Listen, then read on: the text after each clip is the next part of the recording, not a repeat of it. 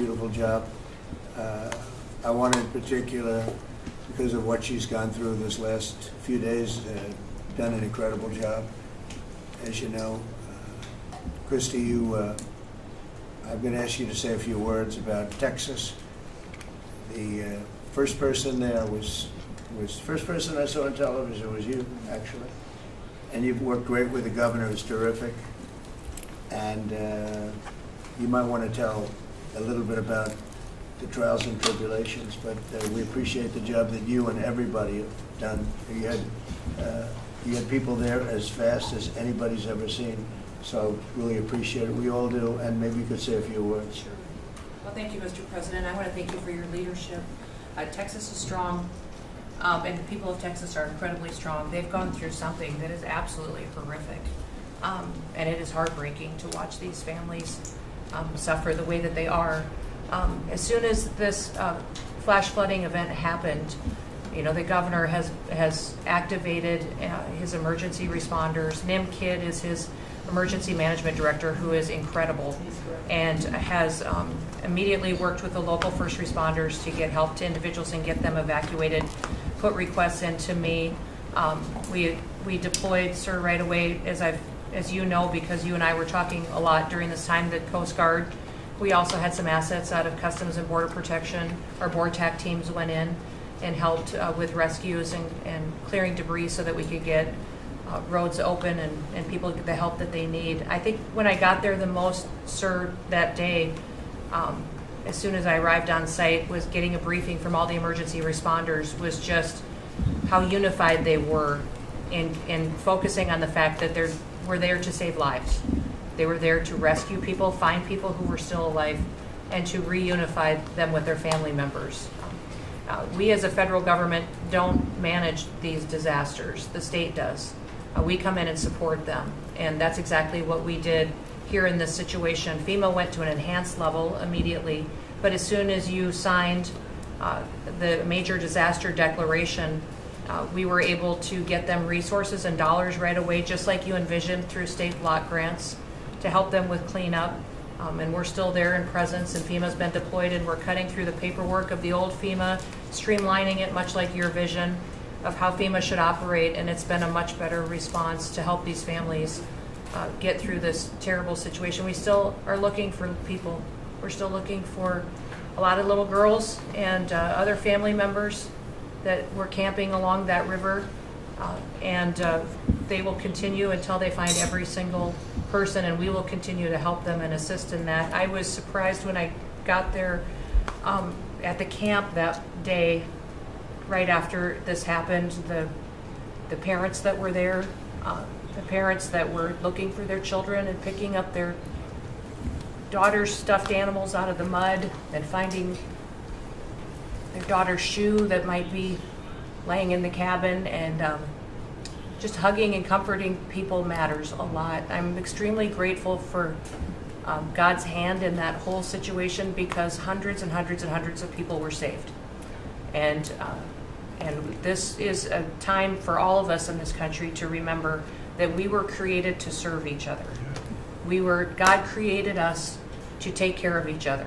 And that when we do that, we are happier, we are more fulfilled, and we can walk alongside people on their worst day and help them get through it and come out the other side, knowing that we can continue to live a life that God has purpose for us. So they're grateful for you. Several times the day after the flooding, you and Melania were on the phone with me, and I want to thank you for that. And that meant the world. I was able to tell many of those folks that I had been visiting with you, and that you had said, whatever they need, Christy, let's deploy it and get it down there and be helpful. And on Sunday, when the families were waiting at a church to identify their children's bodies, Franklin Graham and I called in and prayed with the families and read some scripture with them, and he was incredible in making himself available to that as well. We'll be back down there in a couple of days and continue to do all we can, but this is an unprecedented event. It really is. There's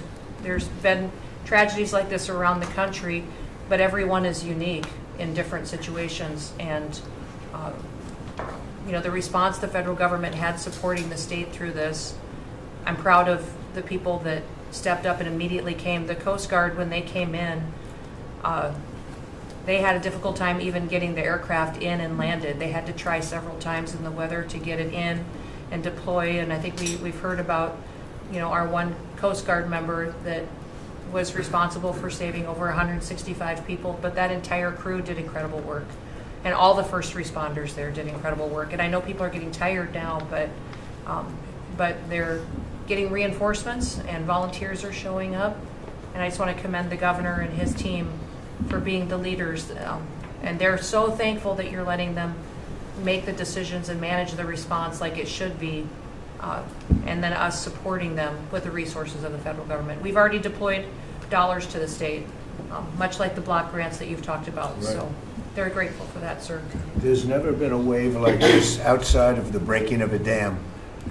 Because this was almost a wave that ended up being 30 feet high, more actually.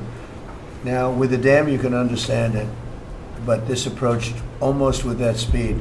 When you see a dam break, it's not a pretty sight. It wipes out everything, and this is the kind of thing that built up so fast.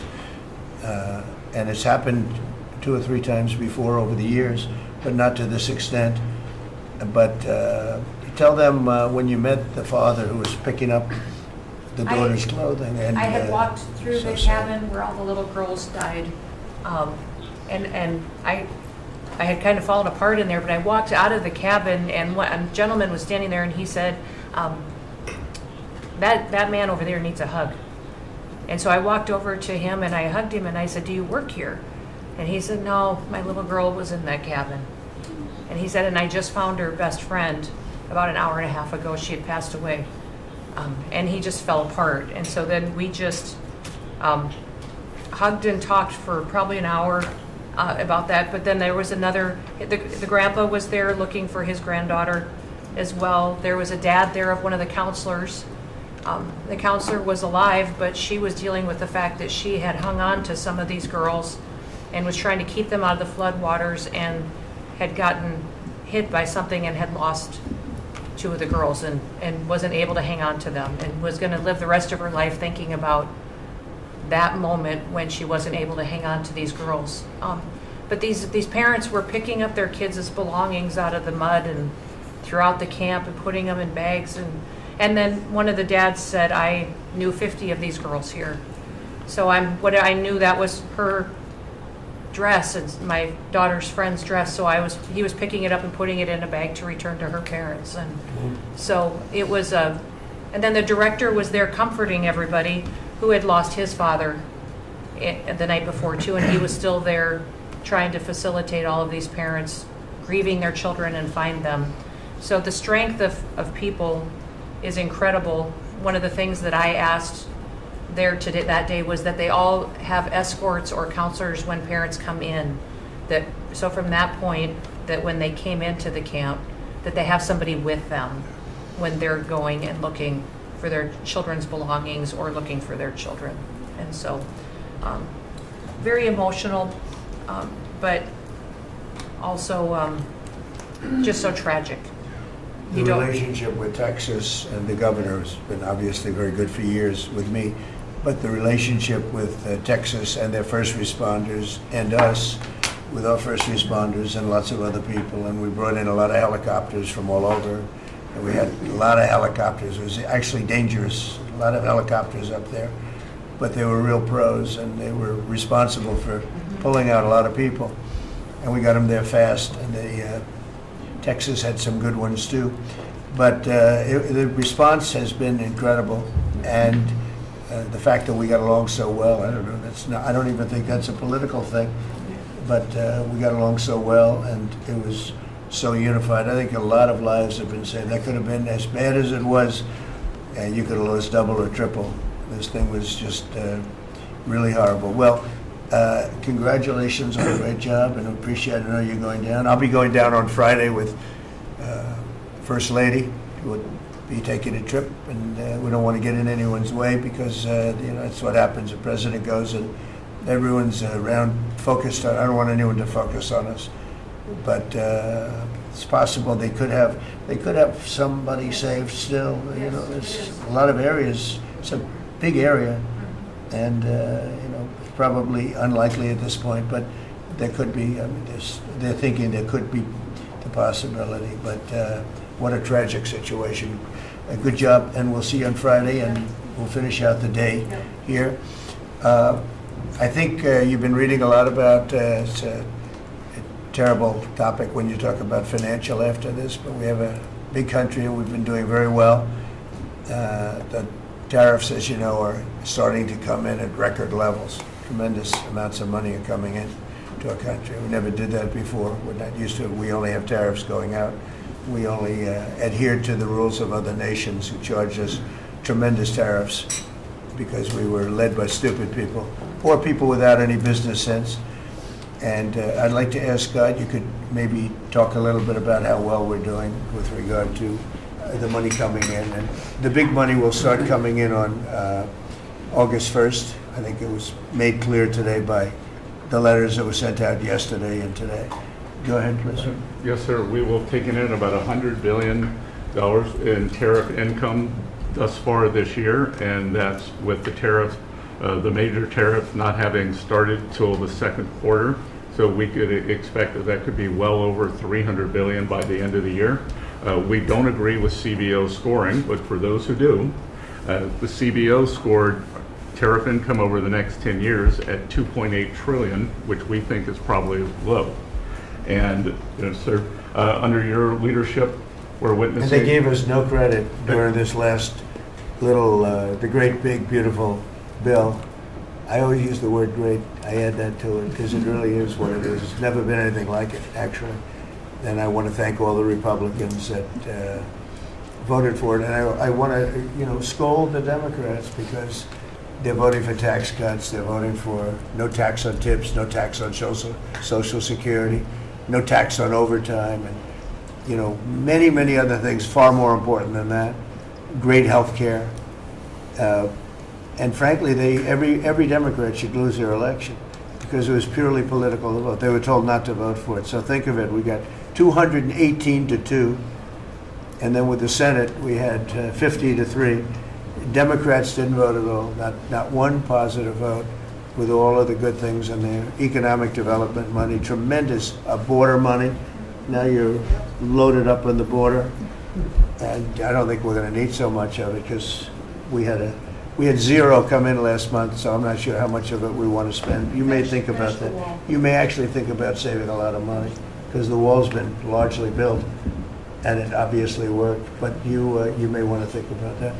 But so I think it's incredible when I watch the Democrats and they have standard lines like they had Russia, Russia, Russia. They had the laptop from hell. It all came from Russia. They make things up and they go with it and they feed it to you people in many cases. And they said, here's our line. And I hear the new line is death. Oh, it's death. Everyone's going to die. There's nothing to do with that. In fact, we're saving our country. Death is from allowing 25 million people into our country, of which 3 or 4 are stone cold, hard criminals.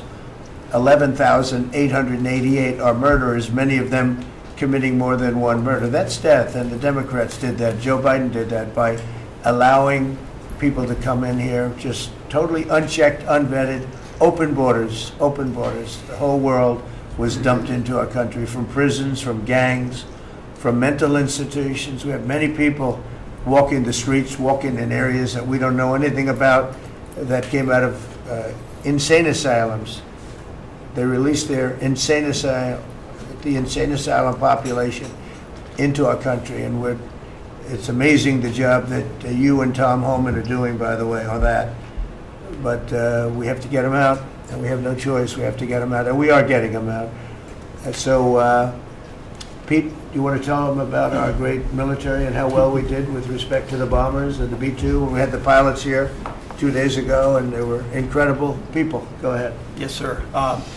Truly a historic mission. It demonstrated the skill and courage of the United States military. From those B-2 pilots and families that we had a chance to meet, sir, to the fighter pilots, to the refuelers, to the maintainers, to the air defenders who defended the base. What was demonstrated on the world stage was American military might and capability. And it wasn't just Fordo and Esfahan and Natanz that took notice in Iran. It was the rest of the world that we have a decisive commander-in-chief willing to use these capabilities, which are the best in the world. As the president pointed out, no one else could have done what America did there on that night, and everyone took notice of that. With the One Big Beautiful Bill, sir, we've got $150 billion additional to invest in Golden Dome and all the other weapon systems and stockpiles and shipbuilding priorities of yours.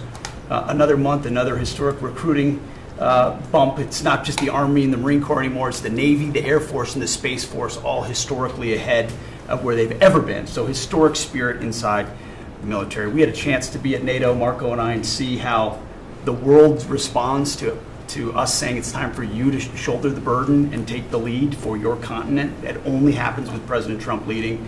And we're proud to be a part of what's going on at the border, sir, with now a fourth national defense area where we're helping get to that number 0 and securing the border. But that mission, Operation Midnight Hammer, re-established deterrence. It reversed what happened in Afghanistan. You saw the debacle of what Biden allowed to happen in Afghanistan and what that did to our image. President Trump said, with Operation Midnight Hammer, we're reestablishing American leadership and deterrence, and we're proud to be a part of it, sir. And our so-called enemies were watching. They watched every minute of it. They watched. There was very few people that weren't watching, actually, but they watched every minute. It was a perfect military performance, the likes of which we haven't seen in a long time. I mean, if you compare that to the same country, the hostages from years ago, Jimmy Carter, it was unfortunate for Jimmy Carter. He was a nice man, but with the helicopters going down, the sandstorms, the prisoners, they got captured, then the election and the prisoners and Reagan and all the problems. It was nothing but problems. And that was a failure. And ours was not only the pilots. I mean, those machines flew for 37 straight hours. They didn't stop. They went skedaddle. You know the word skedaddle? It means skedaddle. They dropped the bombs, and somebody said, skedaddle. Let's get the hell out of here. And every bomb hit its mark and hit it incredibly.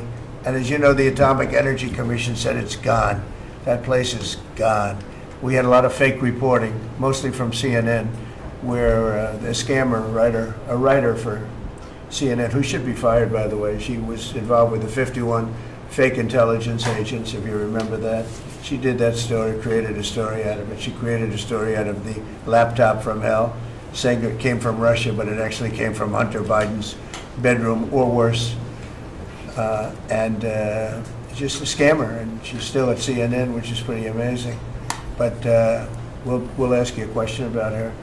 But they came up with this concept that maybe the attack wasn't that good.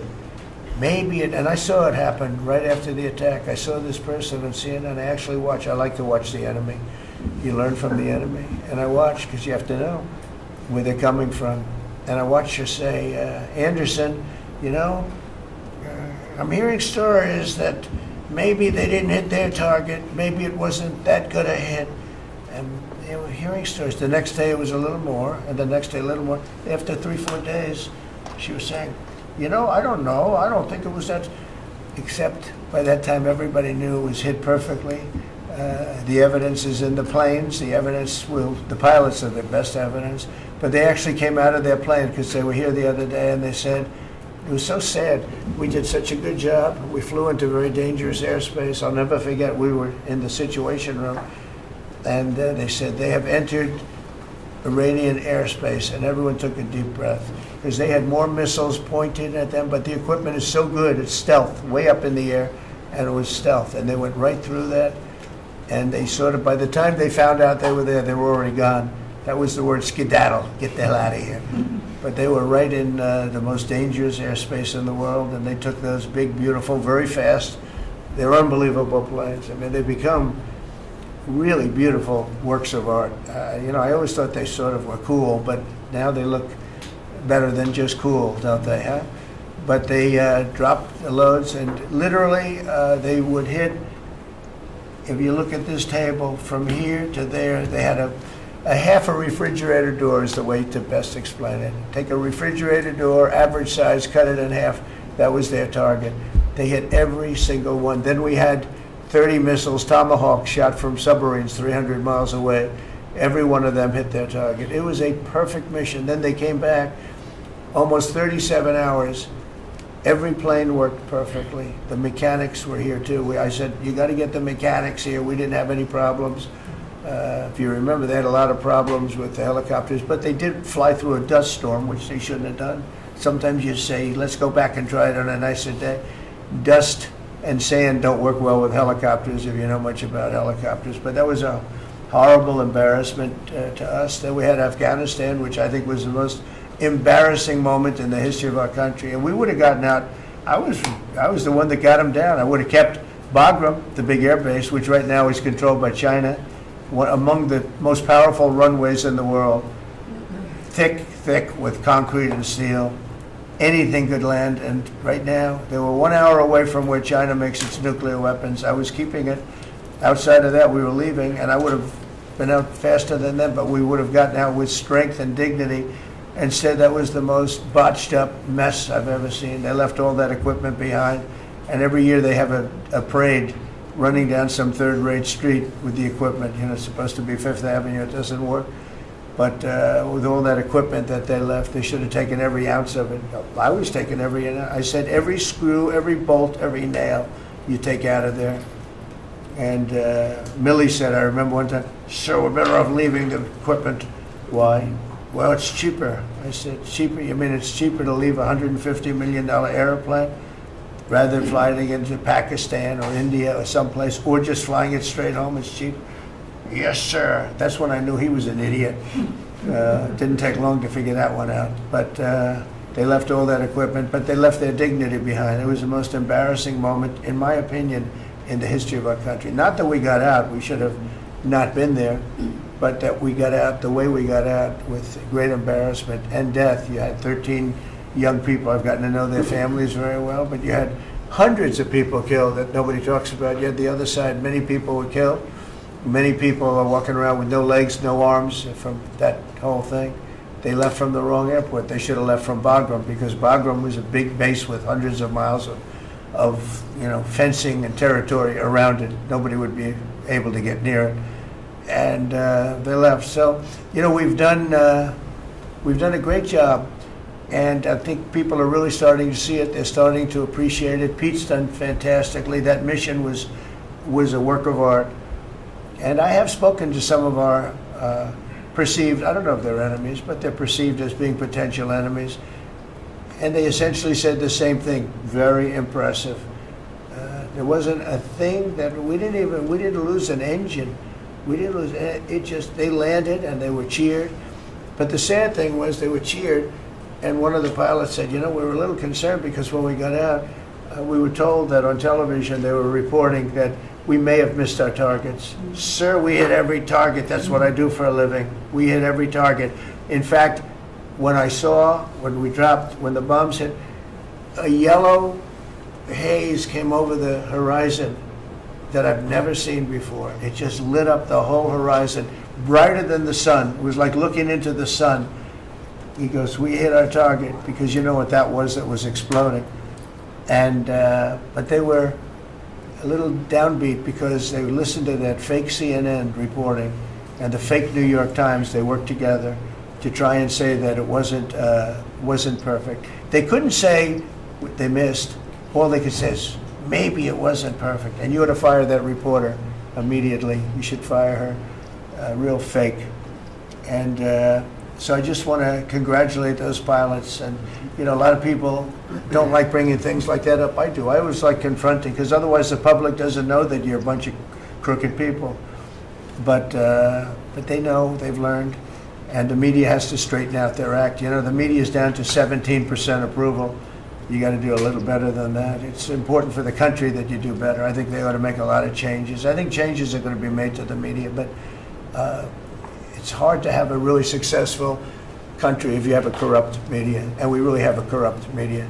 And nobody really knows why. I mean, why would you want to have open borders and criminals pouring into our country? Why would you want to have men playing in women's sports, transgender for everyone? You'll have to figure that out. But some of you don't. I mean, I'm looking at some people, they love the country, but I look at other people and they can't. But we're really proud of our military. It was And the people that maybe don't like us or want to play games with us, because I think that had you not had the situation in Afghanistan, I don't think Putin would have gone in. I think when Putin looked at how stupid and incompetent that operation was, he said, wow, this might be a chance. And we're dealing with him now too. We're not happy with Putin. I'm not happy with Putin. I can tell you that much right now, because he's killing a lot of people. And a lot of them are his soldiers and their soldiers, mostly. And it's now up to 7,000 a week. And I'm not happy with Putin. Okay, any questions? Yes. Yes, sir. You just said that you're not happy with Vladimir Putin. Is there anything that you plan to do to act on that feeling of Well, I unhappiness? wouldn't be telling you. Don't we want to have a little surprise? You know, one of the things we did with the attack is that, and you asked that question, I didn't mean to be rude, but I'm in a rude because I'm looking at some of these crooked people up here, so I'm rude, but your question was asked very nicely.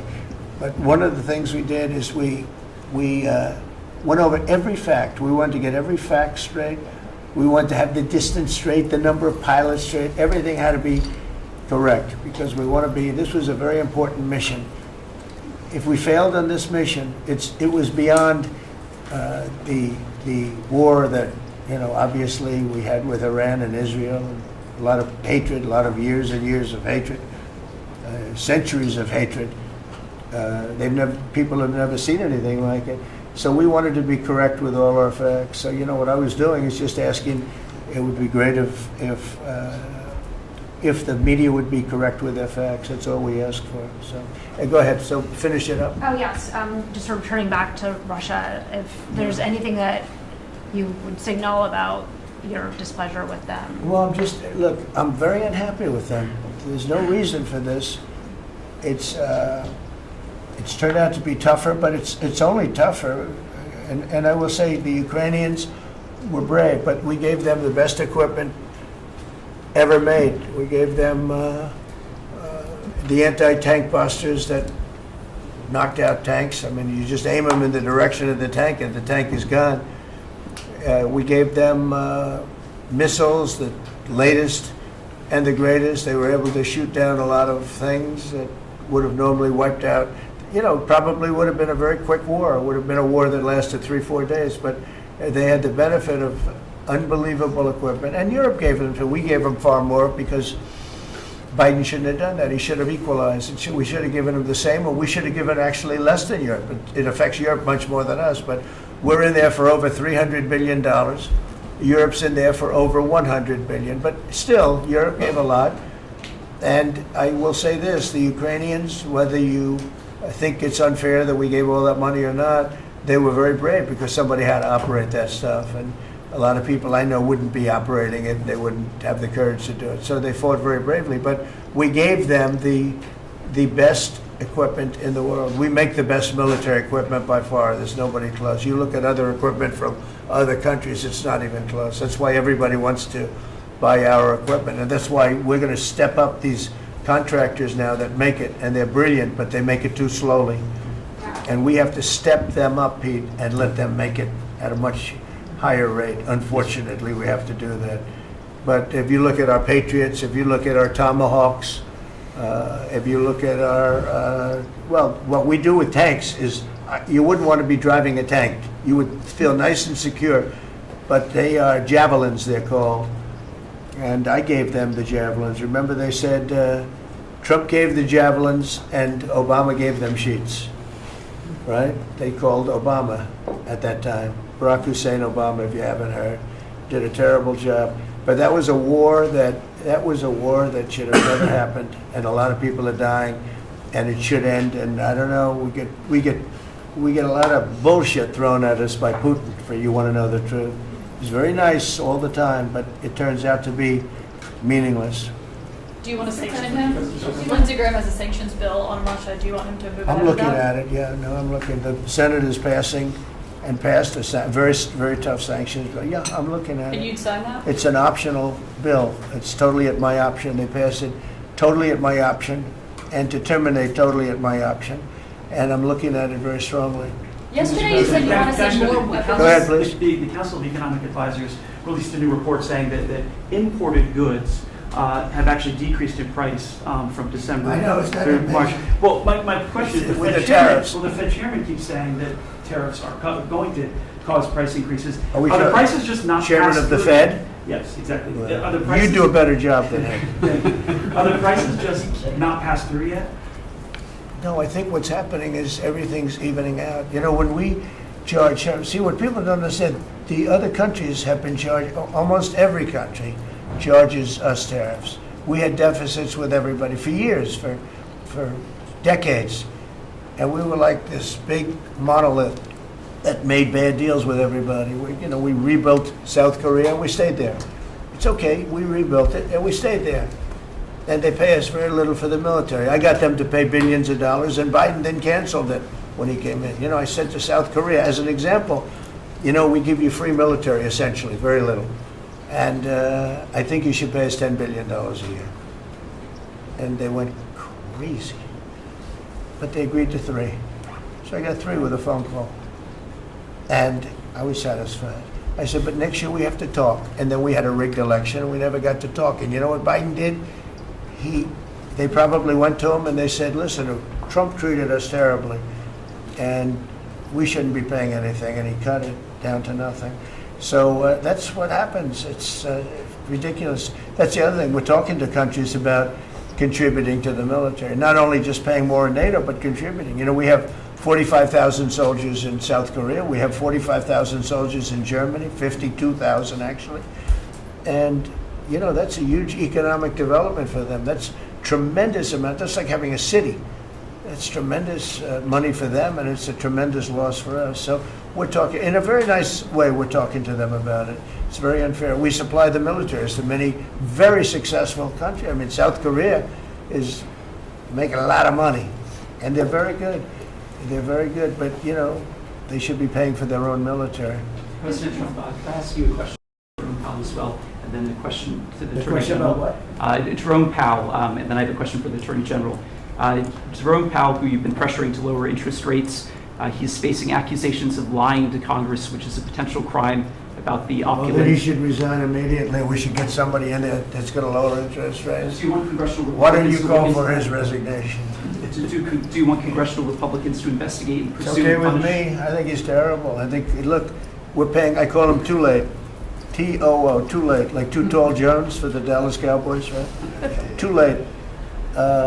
He's always late. But he wasn't late with Biden before the election. He was cutting him like crazy. It didn't help too much, did it? But he was cutting him like crazy before the election with Kamala and Biden. He was trying to get them in, I guess. I don't know. He was recommended by somebody that worked for me. I like you better. If I could ask the Attorney General a question too, President. Sure. Your memo and release yesterday on Jeffrey Epstein, it left some lingering mysteries. One of the biggest ones is whether he ever worked for a American or foreign intelligence agency. The former Labor Secretary, who was Miami U.S. Attorney Alex Acosta, he allegedly said that he did work for an intelligence agency. So could you resolve whether or not he did? And also, could you say why there was a minute missing from the jailhouse tape on the night of the staff? Yeah, sure. If Hey, I Pam, could, could I just interrupt for Sure. 1 second? Are you still talking about Jeffrey Epstein? This guy's been talked about for years. You're asking, we have Texas, we have this, we have all of the things. And are people still talking about this guy, this creep? That is unbelievable. Do you want to waste the time, and do you feel like answering? I don't mind answering. I mean, I can't believe you're asking a question on Epstein at a time like this, where we're having some of the greatest success and also tragedy with what happened in Texas. It just seems like a desecration, but you go ahead. Sure. First, to back up on that, in February, I did an interview on Fox, and it's been getting a lot of attention because I said, I was asked a question about the client list, and my response was, it's sitting on my desk to be reviewed, meaning the file, along with the JFK, MLK files as well. That's what I meant by that. Also, to the tens of thousands of video, they turned out to be child porn downloaded by that disgusting Jeffrey Epstein. Child porn is what they were. Never going to be released, never going to see the light of day. To him being an agent, I have no knowledge about that. We can get back to you on that. And the minute missing from the video, we released the video showing definitively, the video was not conclusive, but the evidence prior to it was showing he committed suicide. And what was on that, there was a minute that was off the counter.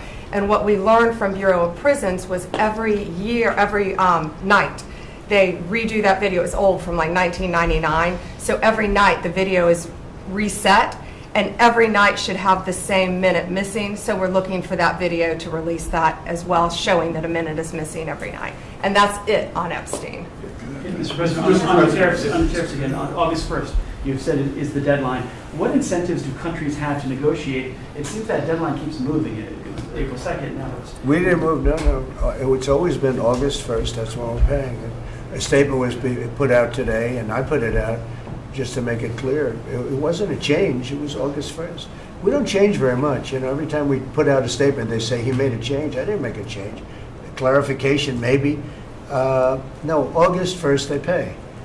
And everybody pays, everybody has to pay, and the incentive is that they have the right to deal in the United States. If they don't want to, they don't have to pay, and they don't have to deal here. But if they want to buy and make a lot of money and sell in the United States, they have to do that. If you go back and look at some of the good presidents, our country was the wealthiest, proportionately the wealthiest, from 1870 to 1913. It was an all-tariff country. We didn't have income tax. That came in in 1913. We had tariffs. And we had so much money we didn't know what to do with it. We had, we had a couple of presidents that were very, very strong. McKinley, I guess, more than anybody, but he was the tariff king, but he was very, very strong. It's sort of sad. He made a fortune for this country, became very rich, and then Teddy Roosevelt went out and vice president, and he spent the money. And they said Roosevelt was a great president. And let's say he was a great president, but the money was paid by McKinley with tariffs. Tariffs are charged by other countries at levels that are ridiculous. And I call those other countries, and every one of them is willing to give us everything now, by the way, just so you know. Sir, we'll charge you no tariffs, nothing. We'll give you everything. We'll give you access to our markets. We'll give you everything. Is that a correct statement, Scott? Yes, sir. Howard, would you say that's a correct statement? Exactly correct. It's like they just don't, because they're very spoiled, because for years they ripped us off and we didn't have a president that understood it, or Secretary of Treasury or Secretary of a lot of different secretaries are involved, but certainly Commerce Secretary was, not doing their job. I don't know about Kelly, she's small business. We'll keep it that way, okay? Her small business is bigger than almost all big businesses when you add it all up. But no, they are very respectful of our country. But the incentive is that they have the right to do business with us. Without that, they don't have the right to do business. And that would be okay, too. And with the next flurry of deals, will we hear in the next 24 hours, will we hear a flurry of deals? Yeah, we have a lot of them going out. But the deals are mostly my deal to them. We're picking a number that's low. We don't want to hurt them. And fair. We're picking a number that's lower than, in most cases, lower than what they charged us.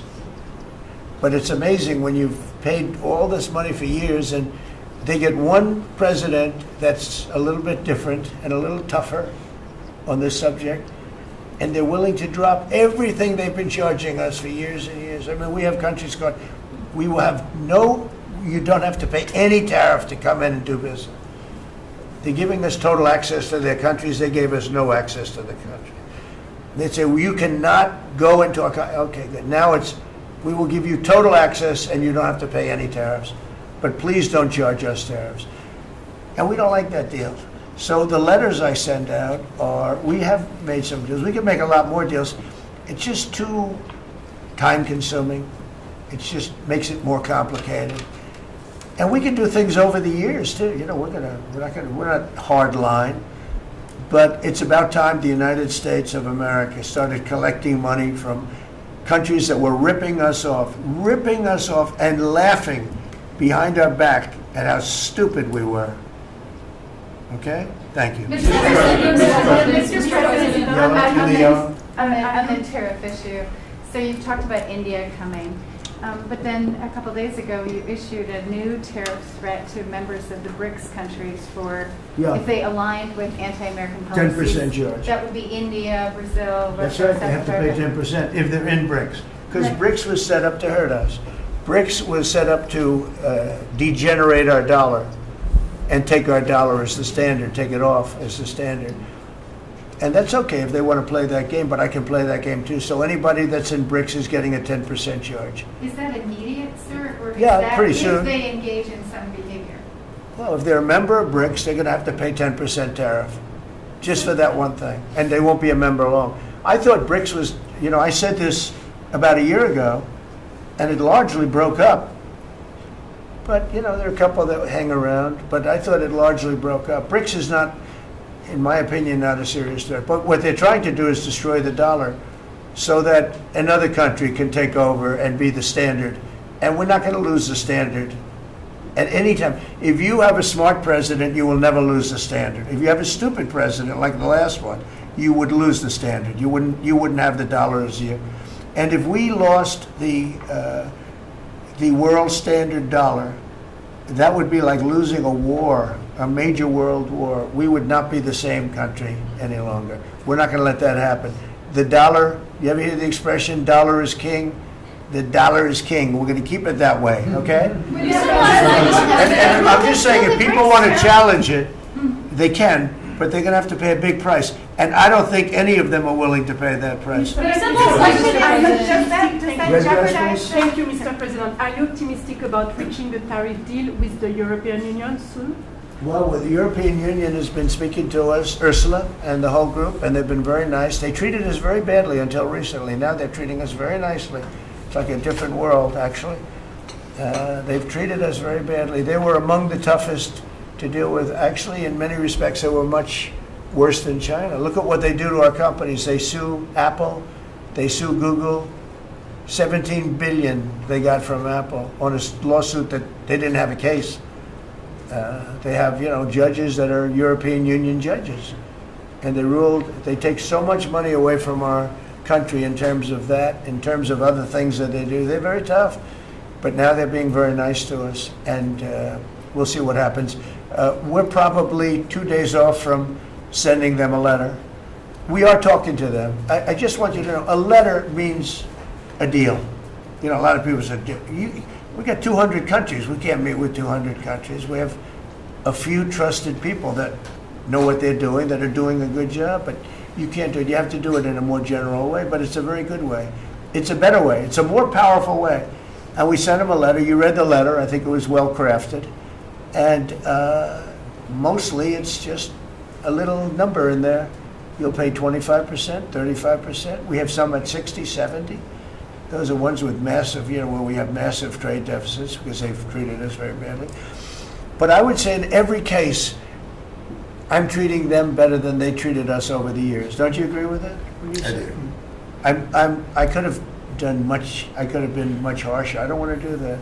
We want to have relationships, but in every case, they treated us far worse than I'm treating them. I'm treating them very good. I could go higher with the tariffs, but I don't want to hurt them. That's why when you just read it, you come up with the number. It's so incredible that prices are actually going down.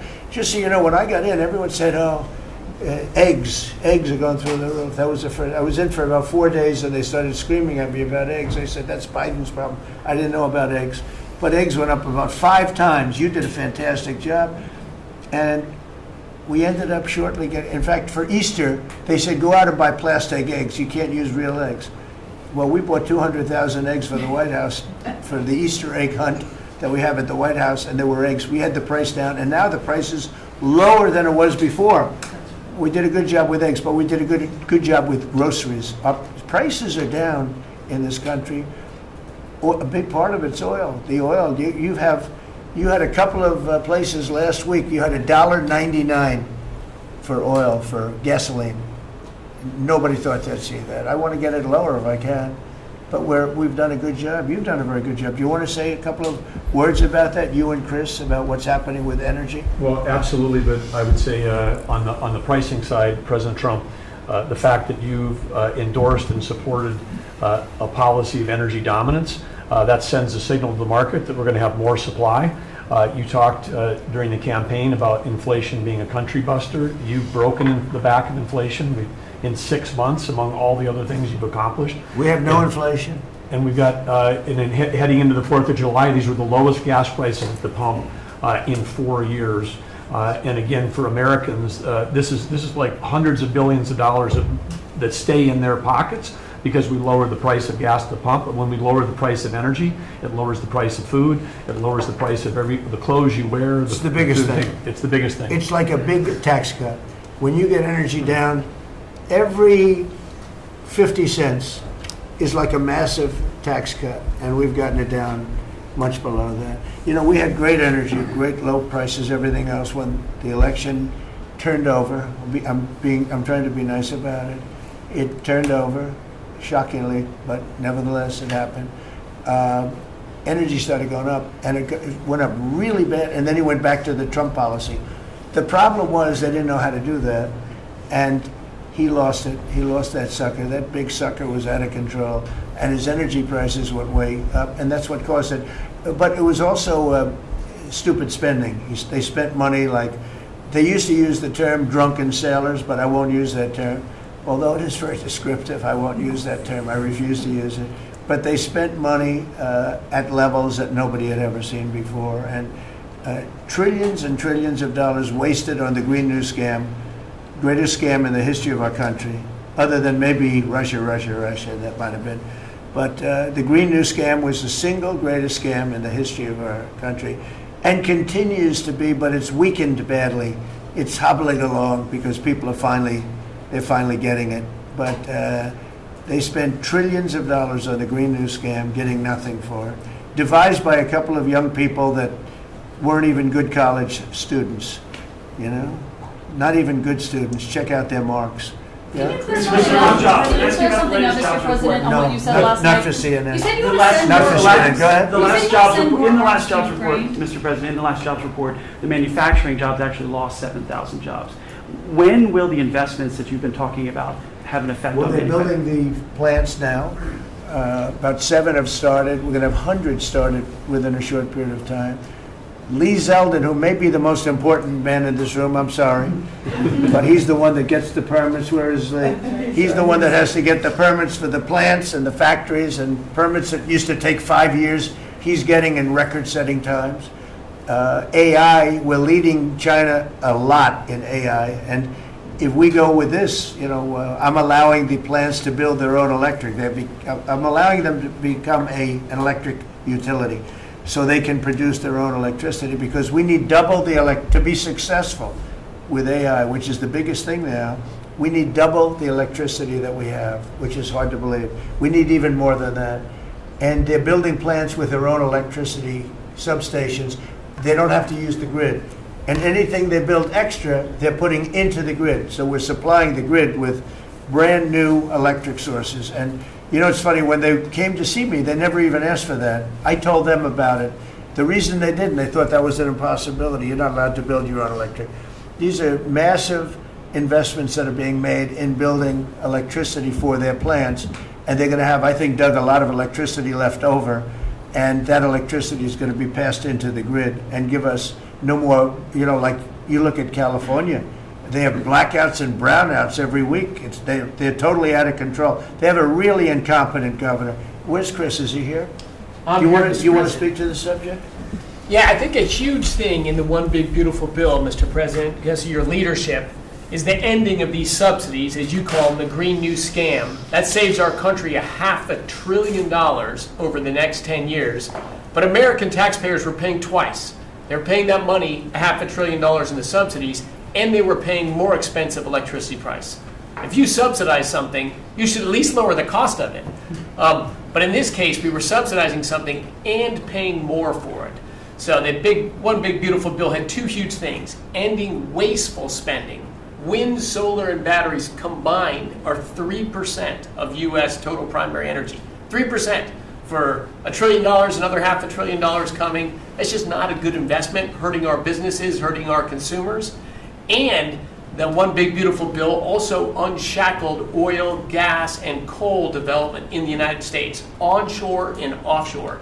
Secretary Burgum has been working tirelessly on how, by getting the government out of the way, private businesses will develop more resources in the United States, lowering costs for American consumers and making much better leverage for the United States to help our allies abroad and reduce the power of our adversaries abroad. So just a huge win on the energy front all around, and I thank you for your leadership.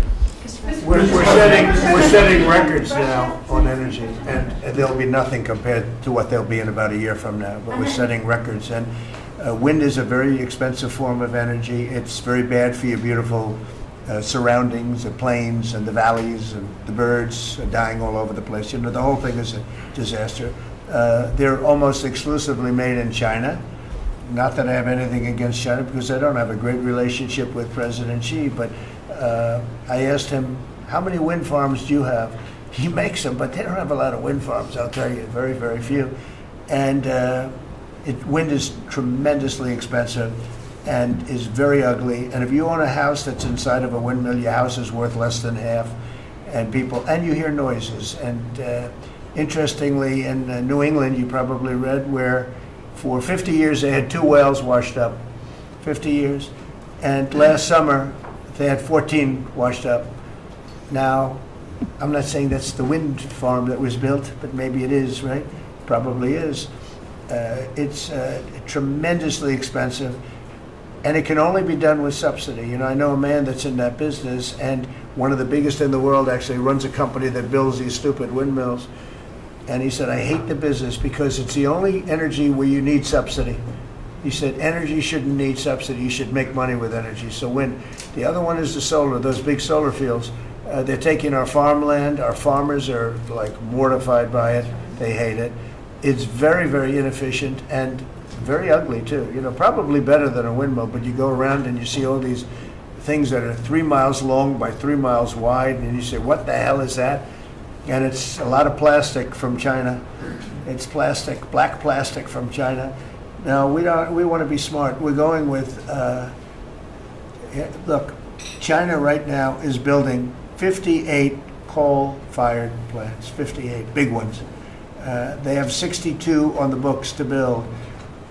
We've reintroduced clean, beautiful coal, because you know you can do a lot with coal now. Clean, beautiful coal, and natural gas, and all of the other things that we have. But we don't want wind, and we don't want solar, because they're a blight on our country. They hurt our country very badly, and smart countries don't use it. Solar sounds good, I will say, and I like, on occasion, you'll see a roof which is made out of solar brick, but it's a smaller use. We need the kind of thing that's going to fire up our plants, and it's not going to be wind, you know, that is very intermittent, as you probably know. But they've spent a fortune. They've spent trillions of dollars on this stuff. And I'll just give you one other story. A friend of mine is a very successful guy. He went back to see his mother in Minnesota. He hadn't seen her in a long time. And he wasn't back for 10 years, which isn't a nice story. I mean, you don't see your mother for 10 years. She's got some difficulties, which I know the guy, he does have some difficulties. He's very successful, but probably not the nicest person. It was actually longer than 10 years, but he went back and he told me he wanted to go and look at the valley. There's a valley in Minnesota that he thought was so beautiful. And I hadn't seen it in a long time. He's driving along the road. He said, oh my, I'll use the word gosh, oh my gosh. He said, oh, he said it looked like a junkyard. You had 159 windmills. They were all over the place. Some were old, some were newer, different companies, different shapes, different sizes, different colors. Many of them were terminated meaning closed. You can't take them down because the environmentalists don't let you bury the blades because they're made out of a fiber they say is bad for the earth. So they want you to put them up, but they don't let you take them down. But many of them were turned off. He said it looked like a junkyard. Go to Palm Springs, California, and take a look at that pile of junk. And you go into a wealthy neighborhood. Before you get there, you have to ride through hundreds of windmills that are, most of them are turned off. They're rotting, they're rusting, they're 30 years old, 20 years old. And they have a very short life. You know, those windmills have a very short life, especially the ones that are in the nice salty Atlantic Ocean and Pacific Ocean, where the salt just gets under that steel and decimates it. No, it's a horrible, horrible thing for our country. And I speak out. It would be nice to say wind, because it sounds so good, doesn't it, Doug? Wind, wind. But it's not. It's these ugly machines, and they're all made, you gotta see, some are a little taller, a little shorter. They're made by different companies. They have different stocks. They have different blades. They have different everything. It is so horrible. And if you look at smart countries, they don't use it. Smart countries don't use it. And we're now a smart country. We're a brilliant country. We're not smart. We're brilliant now. We're going to be a brilliant country. We have to be, because we have to catch up for some really stupid people that did a bad job. Yes, Brian? Yes, Mr. President, I've got a quick comments and feedback as a native Texan, someone that I grew up bringing my kids to a camp very near the affected camp now. Thank you on behalf of Texas. I've gotten hundreds of messages that want to thank. It's, if you're in the cabinet room, you can tell the president and his team on behalf of Texans, thank you so much for the quick response and the loving, the hugs. I saw that you gave. Two quick questions. I saw a Palestinian senator. His name is Schumer. He's a great Palestinian. No, he's a Palestinian. He's become a Palestinian. He's abandoned the Jews. But I saw him say, it's Trump's fault. Yeah, that's right. It's Trump's fault. He was actually, do you ever see John Lovitz, The Liar? Where he goes, yeah, I went to Harvard. That's right. This was Schumer. He goes, yeah, it's Trump's fault. That's right, it's Trump. I actually saw that stupid guy try and blame it on me, and I said, man, that's a tough one to take. But his career is limited, because I hear AOC is going to beat him, and she's no bargain either, by the way. Go ahead. Well, I'm just saying that's an example of an America First team effort to get this country back. So that's what America First looks like for the viewers watching us at home. My two questions. Looks like we have a rogue judge, an Obama-backed rogue judge that is attempting to block the funding to Planned Parenthood, which the big, beautiful bill cuts off the funding to Planned Parenthood. Any plans to challenge that? Go ahead. Absolutely. Yes, we're on it. We're on it. And I texted, I believe, I talked to yesterday Secretary Lutnick and Secretary Besson. I reached out to you to let you know that we were on it in the big, beautiful bill. Wonderful. And then my I let her handle that question. You notice? I said, go ahead, handle that question. I'll sit to her. Then my second question was Secretary Rollins. You did an amazing press conference today in front of the Department of Agriculture. You talked about the Farm Act and the need to get China out of our country, owning farmland. For the viewers at home that might have missed that, can you recap what that means to national security to make sure we can grow our own food?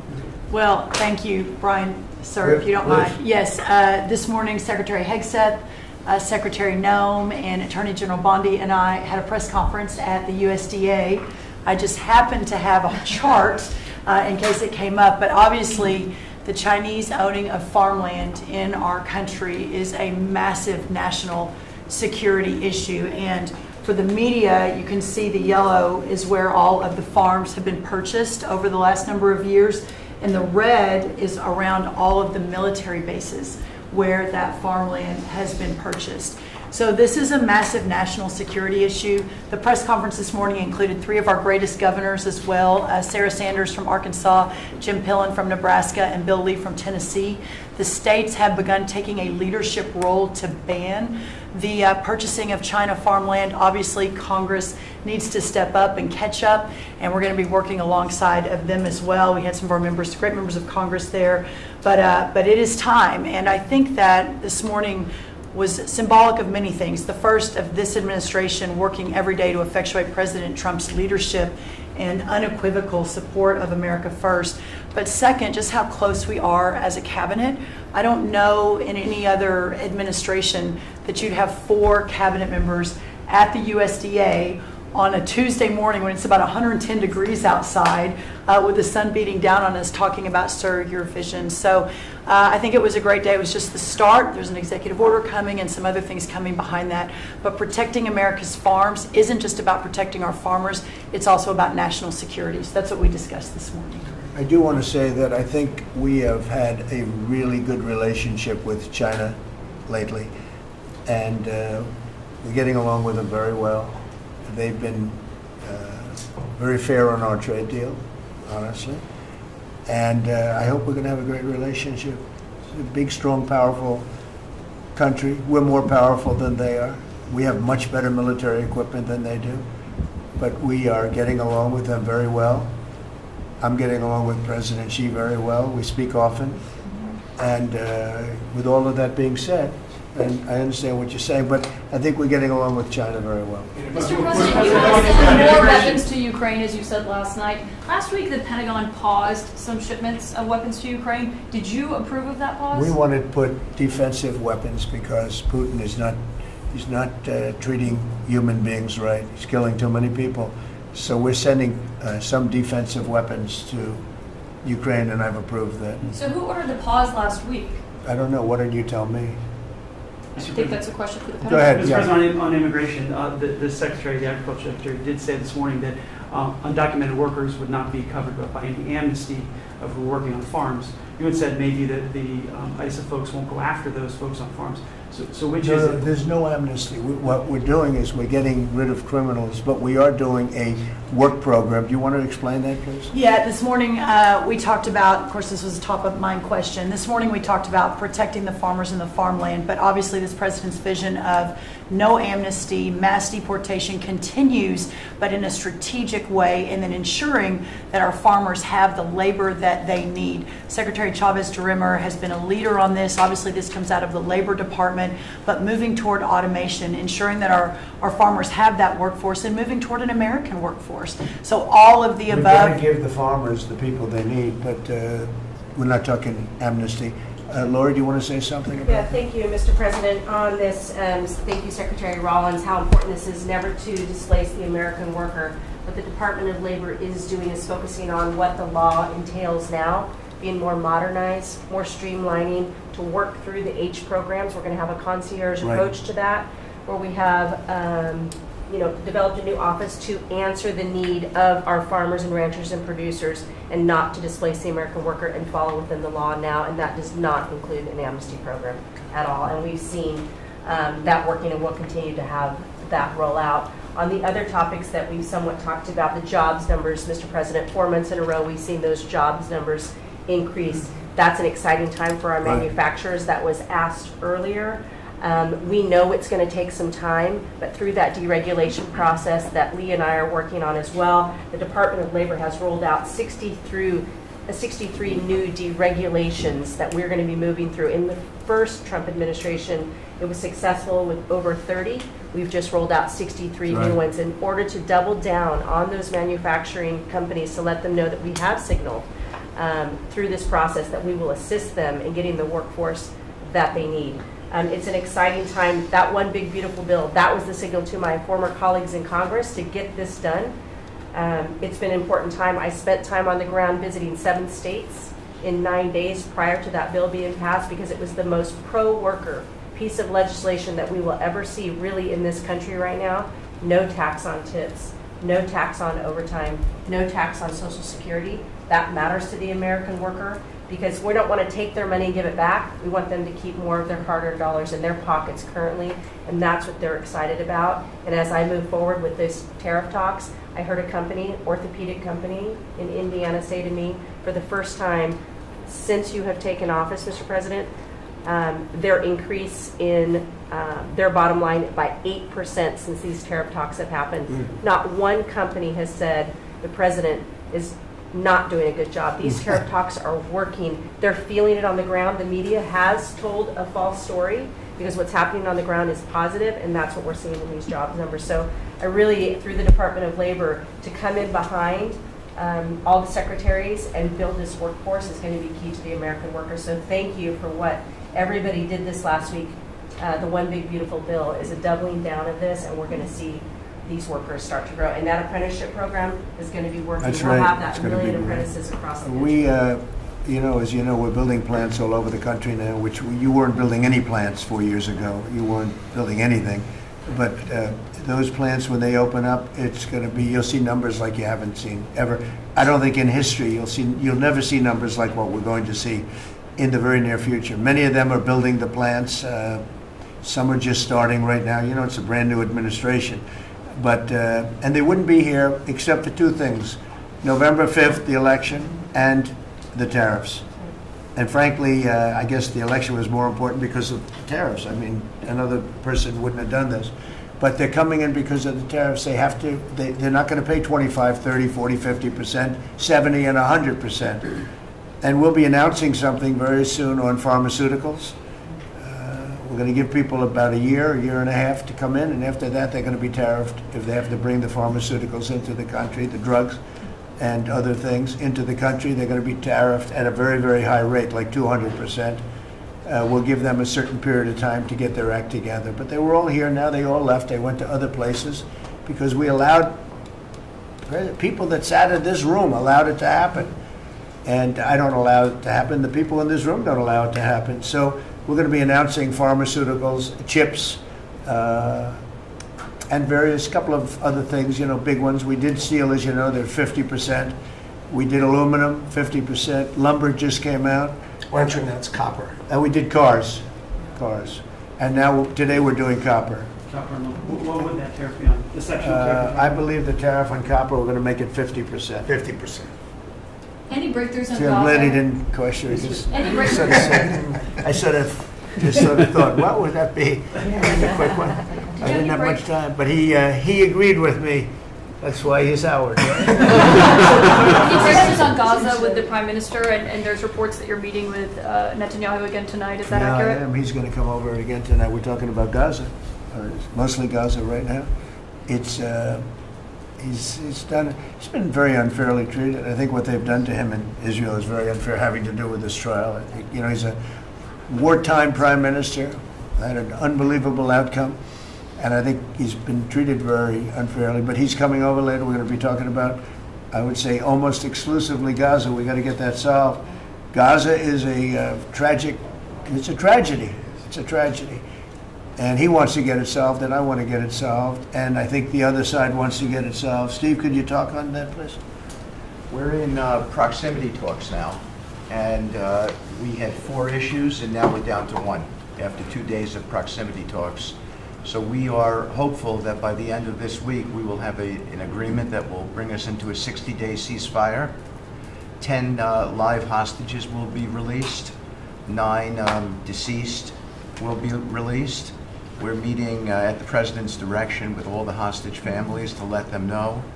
And we think that this will lead to a lasting peace in Gaza. And you're doing a good job. It's a tough one. It's a tough one. A lot of hate, you know, it's long-term hate. But we think we're going to have it solved pretty soon, hopefully with a real solution, a solution that's going to be holding up. And can I follow up? This is, I think, the first cabinet meeting since Elon Musk has not been a special government employee, not here anymore. He's now saying he's going to create a third political party. Are you worried about the impact that that could have? No, I think it'll help us. It'll probably help. Third parties have always been good for me. I don't know about Republicans, but for me.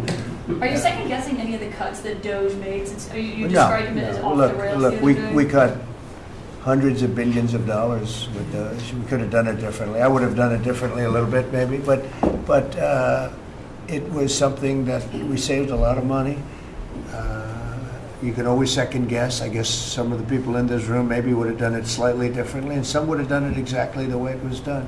But it was dramatic, and it was important, and we found a lot of things like billions of dollars given to people for environmental protection, where they had $100 in the account, like in Atlanta, Stacy. And then you had another one with 20 billion here, and 20 billion here, and 2 billion here, and 15 billion. And Lee, you might want to mention just a couple of those things that we really got because of DOJ. At the Trump EPA, the One Big Beautiful Bill was filled with many big beautiful wins for the taxpayer. It delivered a sledgehammer to the Green New Scam.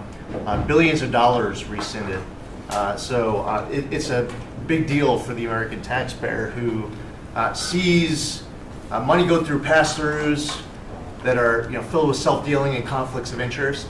They see unqualified recipients. They see reduced agency oversight, and they want accountability with their tax dollars, and they got it. In the example of the Stacey Abrams connected NGO, they received $100 in 2023. They got $2 billion in 2024.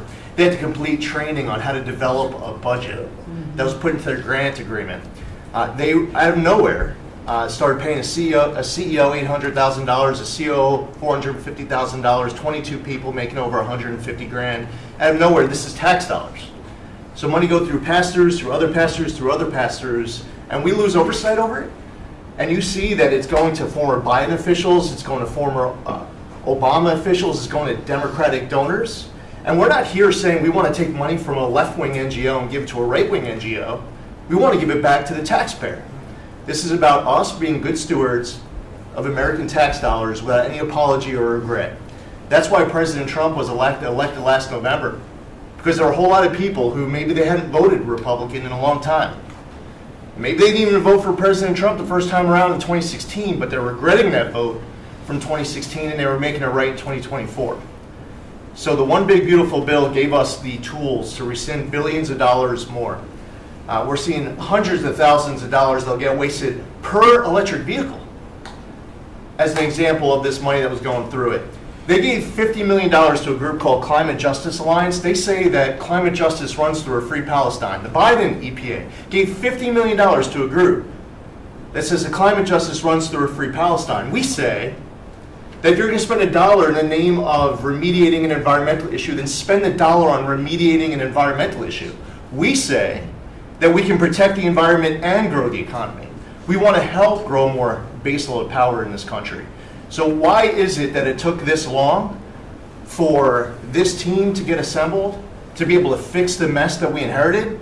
But gosh, we love showing up at our jobs every single day, first thing in the morning, because all day long we get things done for the American taxpayer. And Congress did its part last week by passing One Big Beautiful Bill to deliver this accountability and to cut off the Green New scam. So maybe it's a bad day for Stacey Abrams. Maybe it's a bad day for all those well-connected Democrats getting paid off. But you know what? God bless America.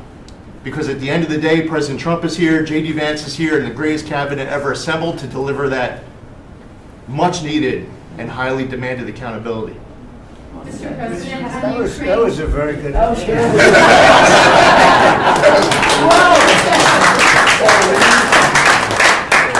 And that's from the heart. That's from the heart. On Ukraine, the Ukrainians have asked the International Court to go after Russia for using toxic chemicals in the site. Germany and Germany and the Netherlands have had intelligence saying that.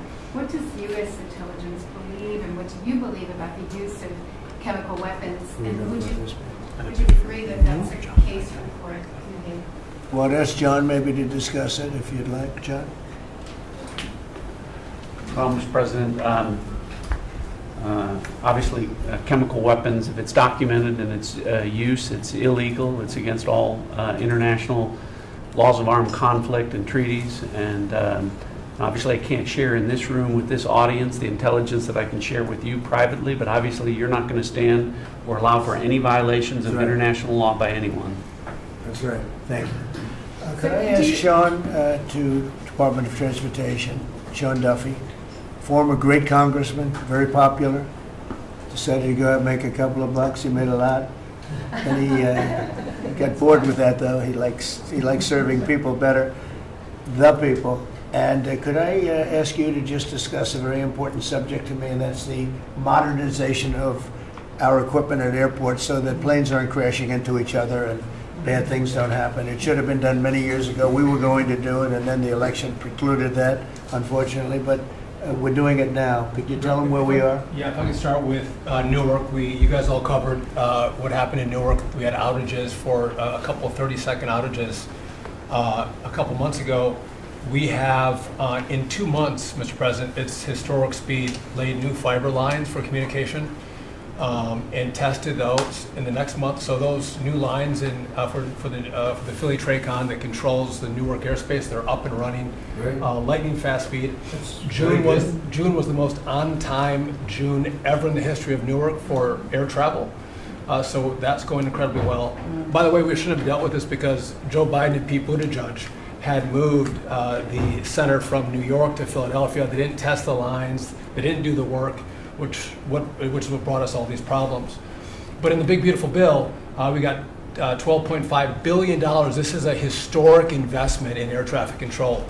And so what the money is going to allow us to do is move from copper to fiber all over the country. So new copper lines. We think we can do that in a year and a half to 2 years.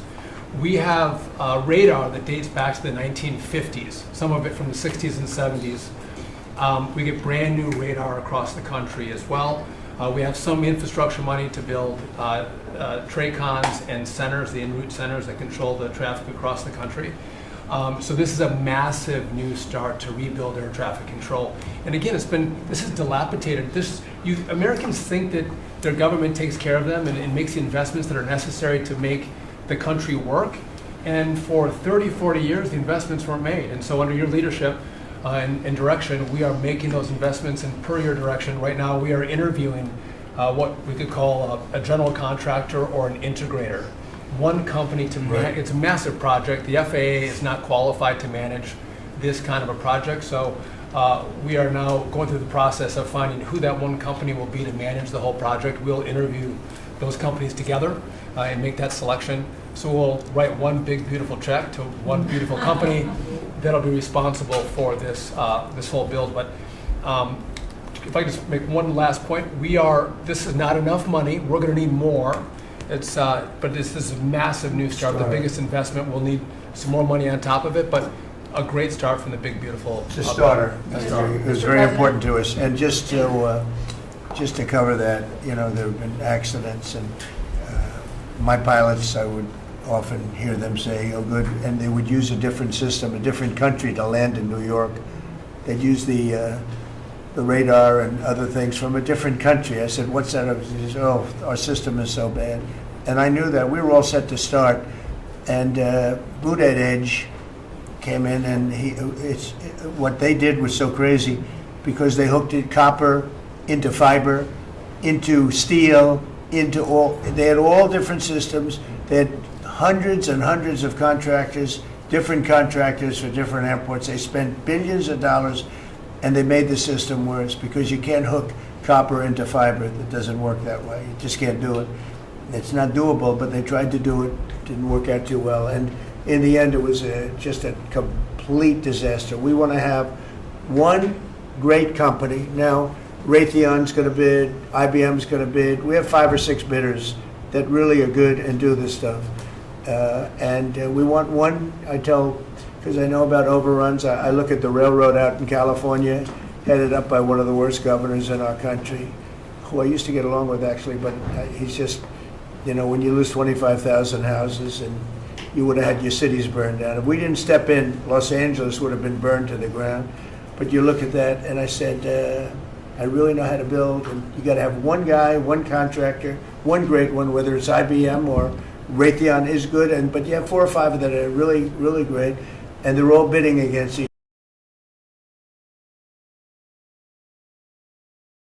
But you don't want to have one doing the wire and one doing the digging and one doing the demolition and then they're all saying they all blame each other because they're saying they were late and therefore you have to pay me millions of dollars more money.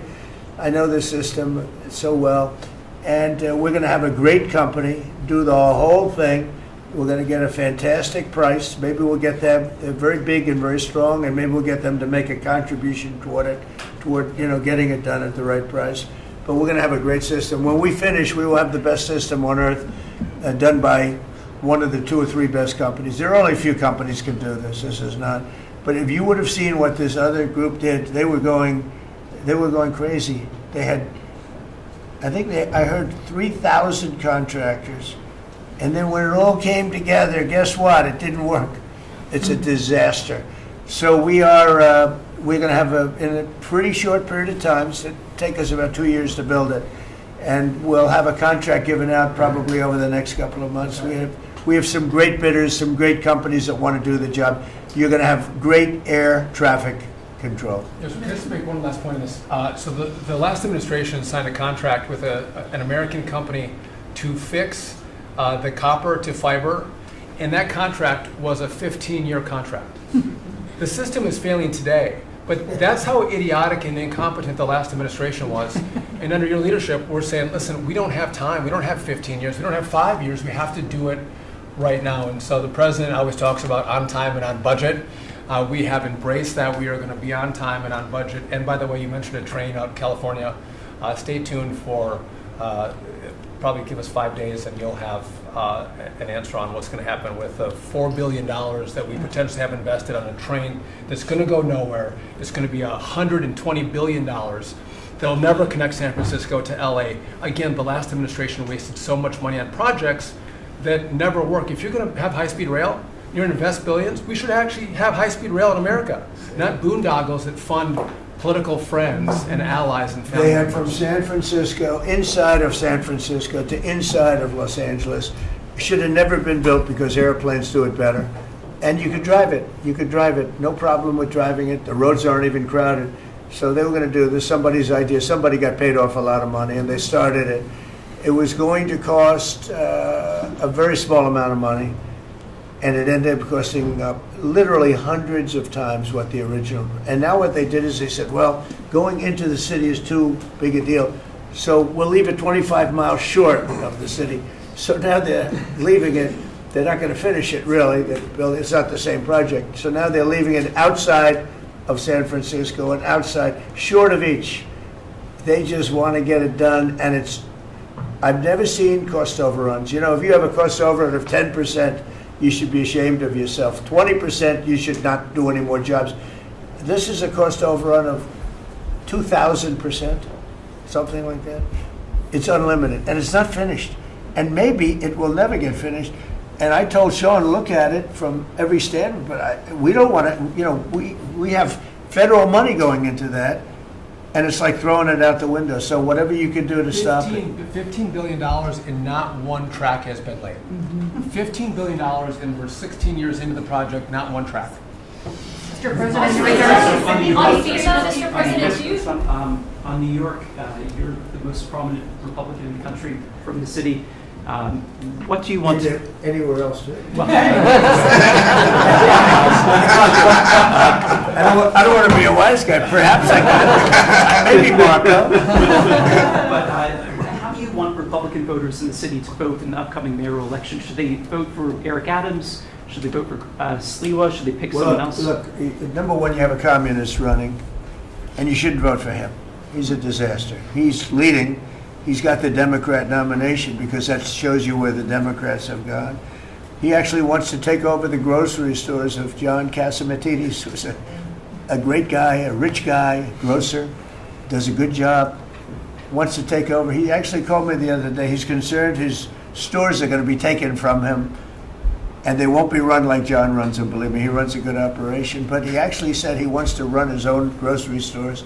No, this is a man who's not very capable, in my opinion, other than he's got a good line of bullshit, and he's convinced them to go with him. Now, as you know, Cuomo, who does have capability, is running, but he got knocked out, and now they're running as, you have Eric Adams, the current mayor, you have Cuomo, and you have Curtis Sliwa. And Curtis runs every 4 years. He seems to be a fixture on the running scale. But you know, it's I'm not getting involved. But I can tell you this: I used to say we will not ever be a socialist country, right? Well, I'll say it again: we're not going to have. If a communist gets elected to run New York, it can never be the same. But we have tremendous power at the White House to run places when we have to. We could run D.C. I mean, we're looking at D.C. We don't want crime in D.C. We want the city to run well. Susie Wiles is working very closely with the mayor, and they're doing all right. I mean, in the sense that we would run it so good, it would be run so proper. We'd get the best person to run it. The crime would be down to a minimal, would be much less. And you know, we're thinking about doing it. To be honest with you, we want a capital that's run flawlessly, and it wouldn't be hard for us to do it. And we've had a good relationship with the mayor, and we're testing it to see if it works. But New York City will run properly. We're going to bring New York back.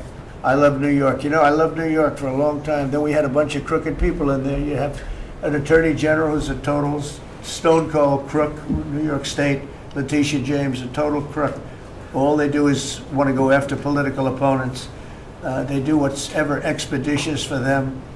She's the one that took out Cuomo because she wanted to run for governor, and then she ended up getting 1% of the vote. She polled at 1%. She dropped out, went back to attorney general. You have a lot of crooked things going on in New York. We're going to straighten out New York. Maybe we're going to have to straighten it out from Washington. But when I see a communist who has actually gotten a Democrat, pretty much gotten the Democrat nomination, they also went to that new form of voting, which is a beauty. You go in there in third place, you come out in first. That's that form of voting that they have gone to. You know what I'm talking about. It's not too good. We're going to do something for New York. I can't tell you what yet, but we're going to make New York great again also. We're going to make it great again with the country. What we've done in this country in the last 6 months, nobody has ever seen it. And I told the story, the King of Saudi Arabia, I was over there. They gave us $5.1 trillion between Saudi Arabia and UAE, Qatar. 3 stops, $5.1 trillion coming into our country as an investment, biggest investment ever made. And it's all going to good stuff. I mean, all real big, good stuff. Energy projects, big, big things. But they all 3 told me essentially the same thing. We thought your country was dead, and now you've got the hottest country in the world. We're right now riding the hottest country. We all, and you can all be proud of it. We're in the hottest country. This is the hottest country in the world. There's nobody close. Made hotter by some great pilots and great machines that nobody else has. Those great, big, beautiful machines, they rode those machines right into the toughest territory, and nobody knew what the hell happened. And then they hit their targets perfectly, and it was complete and total obliteration. And that's why that war ended, Steve. They told me that's why the war ended. The war ended when they saw that, it was over. And we're very proud of it. But we have the hottest country in the world right now, from a country that was close to dead.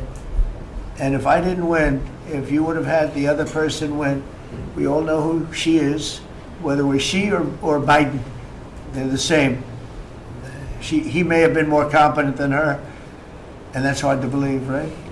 But if you had that ideology in, I don't believe you would have had a country anymore. I think you would have had a country that was broken up. But we had a dead country. Now we have the hottest country in the world, and everybody knows it, and everybody said it. Mr. Vice President, do you have anything to say? Well, thank you, Mr. President. I just want to say that I'm very proud of the whole team. I think everybody has worked together. You see Pete and Marco and Steve working on some of the diplomacy, Christy and Pam working on the border. We just have a really, really solid team, and we've done a lot of good work. And in particular, I want to congratulate the White House staff led by the President on getting the One Big Beautiful Bill passed. I was personally skeptical, sir. I never told you this, but I was skeptical we'd be able to get that thing done by July 4th. We did it because we worked together and we worked very well. So it's an honor to be a part of it, but I'm really proud of you guys for doing a great job. The beautiful thing about it, it had something for everyone. That's right. Most people said it had to be broken into 7 bills. It's so big. The problem was that some of those 7 have nothing for anyone, but they had to be done for the country. You know, sometimes you have to do things for the country that aren't necessarily popular. We had a couple of them, and that wouldn't have worked. So the One Big Beautiful Bill, many people said it could never be approved. Too big, too everything. Is too much.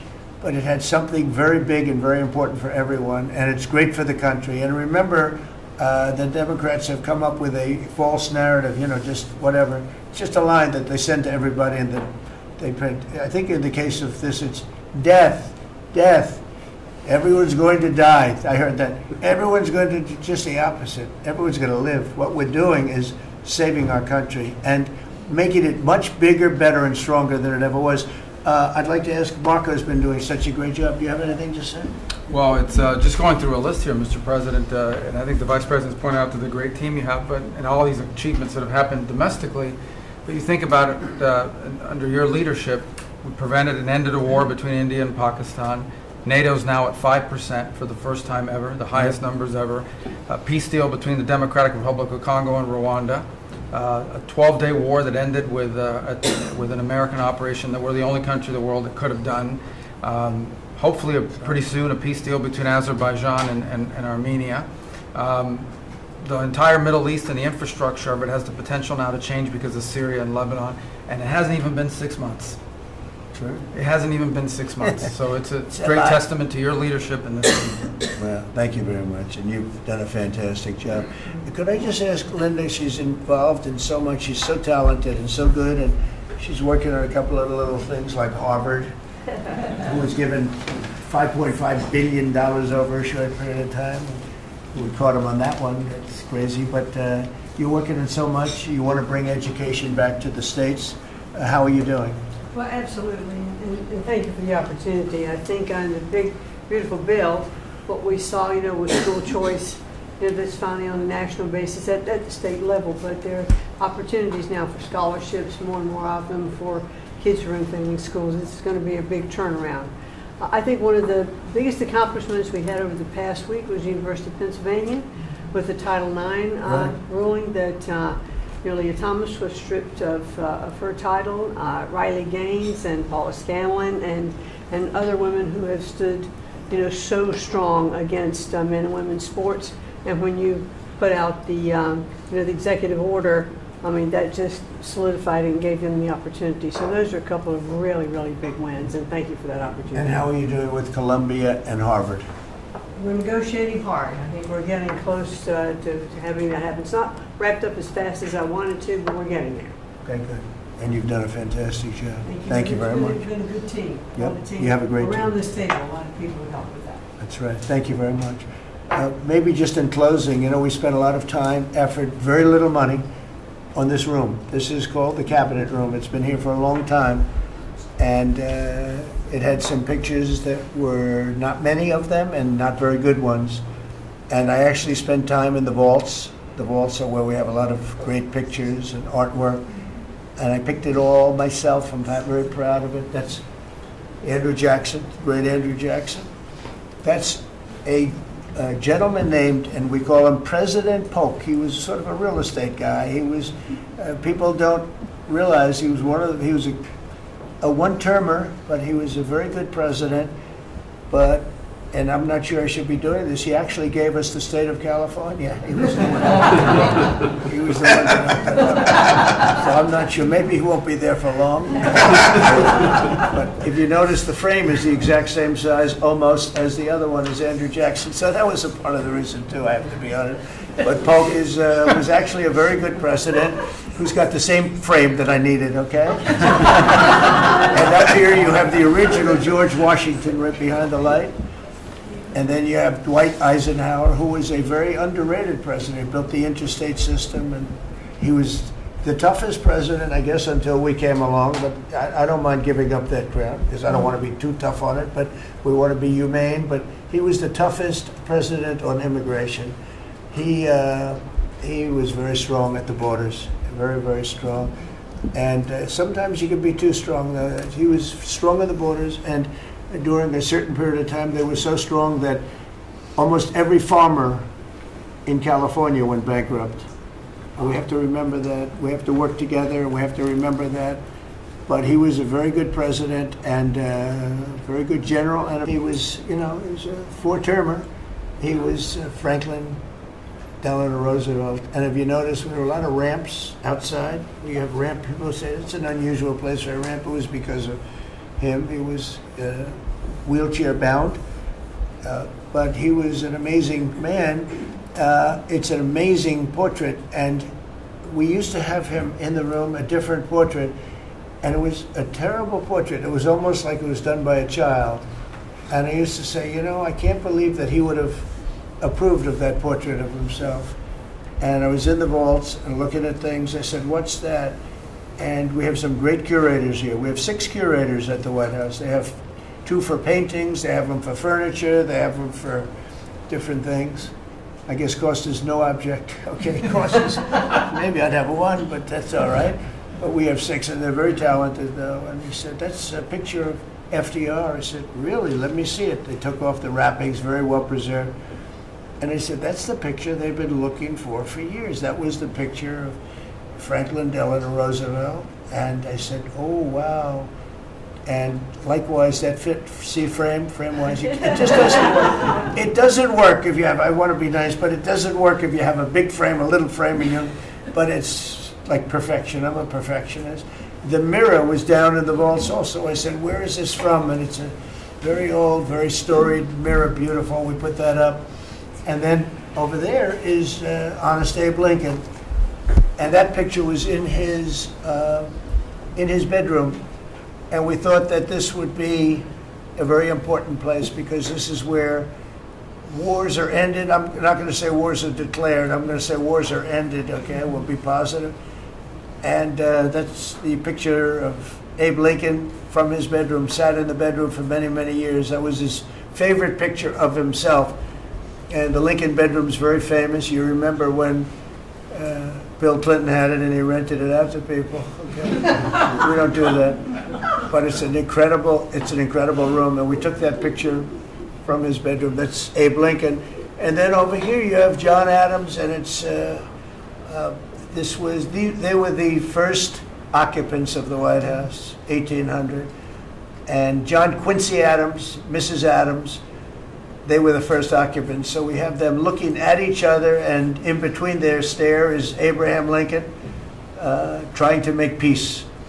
And that picture was in a room that I have that was not important, like the cabinet. I gave it up. I said, I have to give it up because that's one of the greatest pictures of the White House. The White House is tremendous art. And the Oval Office, when we're there, we'll go over that. That's really been something. Then we got the drapes, so we got the whole thing. We got new drapes. We got new, wasn't a big expense, very, very small. And we took some of the chinaware and silverware and trophyware, they call it, from the vaults, and we had it cleaned up. Hadn't been shined up in 100 years. Some of this has sat in the vaults for over 100 years. Amazing. Over 100 years. Many of the pictures that were put up in the Oval Office as an example, those two as an example. So he was president. They moved in 1800, and he won the election, I believe, in November of 1800, John Quincy Adams. And we thought that would be, he was considered to be a good president, and he was the first occupant of the White House, so it sort of made sense. And I love the frame of those pictures. Look at those frames, you know? I'm a frame person. Sometimes I like frames more than I like the pictures. And we have the flags of the Marines, and Space Force now has its own flag. I'm very proud of Space Force, but the Army, Navy, Air Force, Marines, Space Force, the whole thing. And Coast Guard is right there. You never forget the Coast Guard. They do a great job. So we have the flags throughout the office. And it's really become quite a beautiful place. I don't want to tell this, Marco pointed it out. I was going to leave the clock. So as president, you have the power. If I go into the State Department or Department of Commerce or Treasury, if I see anything that I like, I'm allowed to take it. Do you believe this? So I'm in Marco's up. I see this gorgeous clock, grandfather clock, and there it is. I said, Marco. I didn't know about it. I had to read him the rule and regulation. I said, Marco, I love this clock. Look at it. It's beautiful. He said, what clock? I said, the clock that's in the other room is incredible, and nobody gets to see it there. Marco, I tried to talk him into it first, and it sort of worked, and then I had to use a little more. He said, I'd love to take that clock out and put it in the cabinet room. He said, no, are you serious? I said, Marco, I have the right to do it, Marco. And he said, all right, what the hell? So that's his contribution to the cabinet room. But it's, by the way, it's an incredible clock. And, you know, it's an important room. So you may see it again. Maybe we'll move it back someday. Anyway, so that's pretty much it. But it really is great. Here we put out, you know, these lamps have been very important, actually. Whether people love them or not, but if you see pictures like Pearl Harbor and Tora Tora Tora, you see movies about the White House where wars are being discussed, oftentimes they'll show those lamps or something like those lamps, something that looks like them, probably not the reals, because I don't think they were allowed to. This is a very important room. This is a sacred room, and I don't think they made movies from here. You never know what they do. but they were missing medallions. See the medallions on top? They had a chain going into the ceiling. And I said, you can't do that. You have to have a medallion. They said, what's a medallion? I said, I'll show you. And we got some beautiful medallions, and you see them. They were put up there. It makes the lamps look better. So we did these changes, and you know, when you think of it, the cost was almost nothing. We also painted the room a nice color, beige color, and it's been really something. The only question is, will I gold leaf the corners? You could maybe tell me my cabinet could take a vote. You see the top line moldings, and the only question is, do you gold leaf it? Because you can't paint it. If you paint it, it won't look good because they've never found a paint that looks like gold. You see that in the Oval Office. They've tried for years and years. Somebody could become very wealthy, but they've never found a paint that looks like gold. So painting it is easy, but it won't look right. And the question is whether or not we should gold leaf it. Linda, do you have an opinion? I gold leaf it. You like it the way? No, I gold leaf it. You'd gold leaf it? Yeah. Who would gold leaf it? Could I raise you? How about, would you gold leaf it? I was going to ask about McKinley, one of your favorite presidents. Well, McKinley was a great president who never got credit. In fact, they changed the name of Mount McKinley, and I changed it back because he should have been. The people of Ohio he was the governor of Ohio. The people of Ohio were very happy when I did that. I heard they were very insulted. They took the name of Mount McKinley off. That was done by Obama a little while ago, and I had to change it back. I changed it back. He actually was a great president. He was a president. He was the tariff, the most, I guess, since me. I think I'm going to outdo him, but he was a tariff president. He believed that other countries should pay for the privilege of coming into our country and taking our jobs and taking our treasure.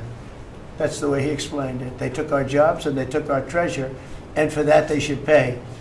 And he made them pay, and he built a tremendous fortune. In fact, in 1887, they had the Great Tariff Committee was set up in 1887 because our country had so much money, we didn't know what to do with it. And they set up a committee of, as they called them, elites, a term that we have to change because I think a lot of the people that are elites aren't elite. I think the people that aren't elite are elite, so we're going to have to maybe switch that around somehow. But they had a committee that was set up to spend the money because it was such a large amount of money at that time. It was nobody had seen anything like it. And it all came in from tariffs, and people didn't pay tax. There was no income tax system. I told you that came back in 1913. That came back and lived well for a while, and then you had the Great Depression, and then later they tried to bring back tariffs, but the whole thing was, this was after the Depression. That was one of the great misconceptions. Is people like to say, oh, but it was during the no. The country had a Great Depression, and then after the Depression, long after it started, they brought back tariffs to see if they could save it, but it took them really 25 years. When you say about 25 years to get out of the Great Depression, a lot of people don't understand that. But I thought it would be interesting for you to get a little view of this room. This is a very important room, very powerful room, great room. And we've done similar, but even beyond this, in the Oval Office. We brought back pictures of some of the great presidents. Many of them were in the vaults for over 100 years. Originals all, beautiful, beautiful things. And rather than sitting in a vault downstairs for 128 years, I thought we should display that. And we did that, I think, in a really good way. We've gotten very high marks. But it's interesting. People walk into that room and they look around the room. They don't even want to talk to me. They could look at it for hours. It's funny when people come into the Oval Office. It's such an incredible. It's a sacred place. When people come into the Oval from the biggest people in the world, presidents, prime ministers, kings, queens, one case at least, queens, and the biggest business people in the world. They walk into that office and they always say there's no place like this in the whole world in terms of the power.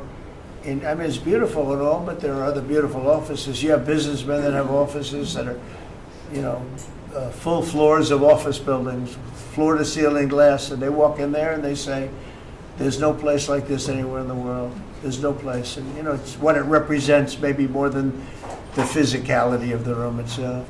So it's an honor to have you all, media. It's an honor to have you. I just want to say we have a fantastic cabinet. Every one of them is a star in my book. And if they're not, I'll let you know about it. I don't care. I'll throw them to the wolves. I'll throw them to the wolves in 2 seconds because our country comes first, right?